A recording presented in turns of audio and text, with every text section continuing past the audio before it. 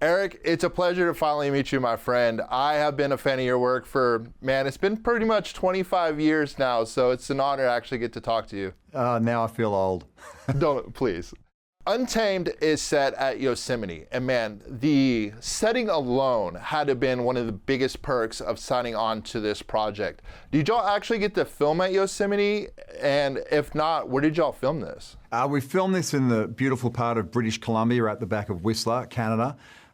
We shot some stuff in Yosemite, so we're able to stitch the two together, but you're right, it was a huge draw card for me. I mean, I love a thriller, I love a murder mystery, but the idea that we would set it in such a epic location as a national park and have the location become, essentially a character in the show was a huge part of the appeal for me. What did you learn about investigating and tracking that you didn't know before? Because your guy kind of likes to work alone, going out and searching, picking up these clues, finding the blood trails, things like that.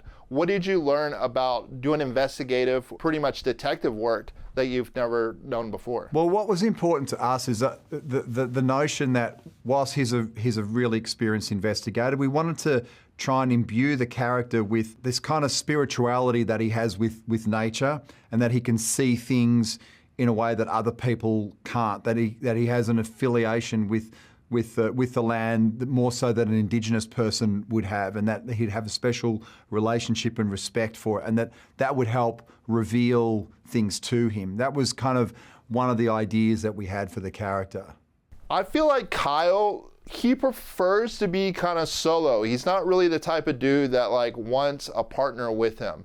Just leave me alone, let me do my work, and I just want to be alone. Yeah, I think it's both. I think he sees other people as a bit of an impediment, and it was fun kind of leaning into that, especially in that first episode when we're introduced to Lily's character. It's like he's so kind of rude to her at the beginning once he realizes he's got to deal with a new person who's a ranger who's kind of forced to help him with this crime.